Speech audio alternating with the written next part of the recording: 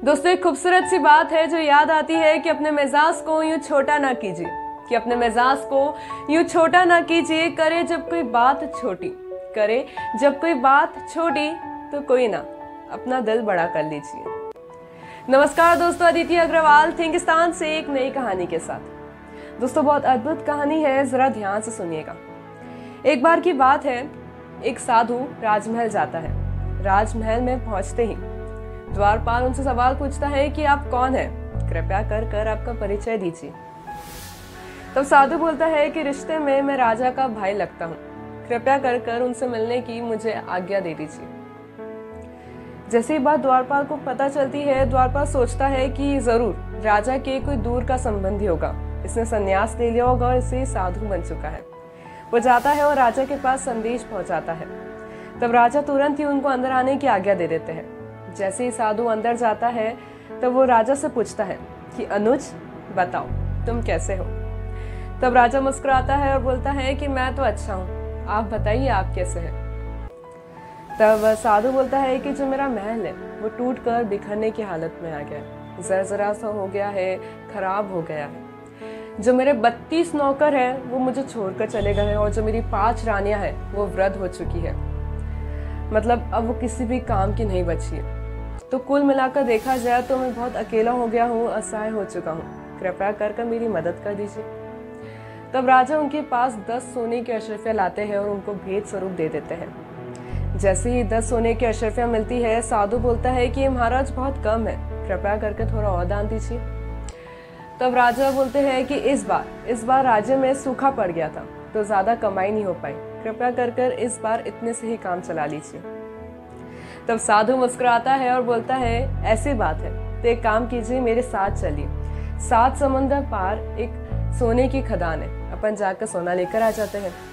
मेरे पैर रखते ही समुद्र सूख जाएगा। अब मेरे पैरों की ताकत को तो आप समझ ही चुके होंगे। राजा मुस्कुराता है और उनको 100 सोने की अशरफियाँ भेंट स्वरूप दे देता है। जैसे अशरफियाँ उनको मिलती है वो राजमहल से खुशी खुशी चले जाते हैं। तब मंत्री के दिमाग में कई सवाल रहते हैं। वो जाते हैं और राजा से पूछते हैं आपने क्या किया? वो आपको मूर्ख बना के चला गया और आप इतनी आसानी से मूर्ख बन गए। तब राजा मुस्कुराता है और समझाता है कि देखो, भाग्य के 2 पहलू होते हैं, पहला एक राजा और दूसरा रंक। इस हिसाब से देखा जाए तो मेरा भाई है, और जब उसने मुझसे कहा कि मेरा महल टूट चुका है, बिखर चुका है, तो इससे उसका मतलब था कि उसका वृद्ध शरीर जो किसी लायक नहीं बचा है। जब उसने मुझसे कहा कि मेरे 32 नौकर मुझे छोड़कर चले गए हैं, तो इससे उसका आशय था कि उसके 32 दांत जब खत्म हो चुके हैं। जब उसने मुझसे कहा था कि मेरी 5 रानियां हैं जो वृद्ध हो चुकी है, उससे इसका मतलब था कि मेरी 5 इंद्रियां जब किसी भी काम की नहीं रही है। जब उसने मुझसे कहा था कि 7 समुंदर पार एक सोने की खदान है, मेरे साथ चलिए, मेरे पैर रखते ही समुद्र सूख जाता है, आप मेरे पैरों की ताकत समझ चुके होंगे। वो इस बात से मेरा मजाक उड़ा रहा था, मेरी उल्हाना कर रहा था। वो मुझे बताना चाहता था कि मैंने उससे झूठ बोला है और वो इस बात को पहचान चुका है।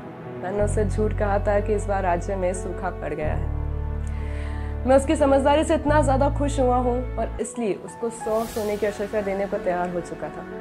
अब मेरा निर्णय है कि कल मैं उसको विशेष सलाहकार के रूप में नियुक्त कर लूँ।